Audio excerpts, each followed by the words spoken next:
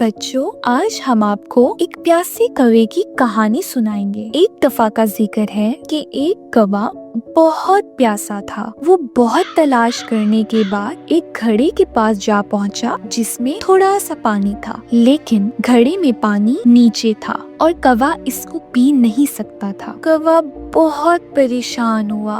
ओह, कितनी प्यास लगी है, ये पानी तो बहुत थोड़ा है, मैं कैसे पी सकूंगा, उसने सोचा। फिर अचानक कौवे को एक ख्याल आया। उसने बर्तन के करीब देखते हुए सोचा, अगर मैं इसमें कुछ पत्थर डाल दूं तो पानी ऊपर आ जाएगा और फिर मैं इस पानी को पी सकूंगा। कौवे ने छोटे छोटे पत्थर तलाश किए और उन्हें एक एक करके घड़े में डालना शुरू कर दिया। जैसे ही पत्थर घड़े में डाले, पानी आहिस्ता आहिस्ता ऊपर आने लगा। कौवे ने खुशी से देखा कि पानी तो ऊपर आ गया है। वो खुश होकर पानी पीने लगा। वाह, ये पानी कितना मजेदार है, उसने कहा। अब मेरी प्यास बुझ गई है। पानी पीकर कौवा बहुत खुश हुआ और अपने दिल में कहा, अगर हर मुश्किलों का सामना करें और कोशिश करें तो हम कामयाब हो सकते हैं। कौवा खुशी से उड़ता हुआ चला गया और तमाम जानवरों ने सीखा कि मेहनत और समझदारी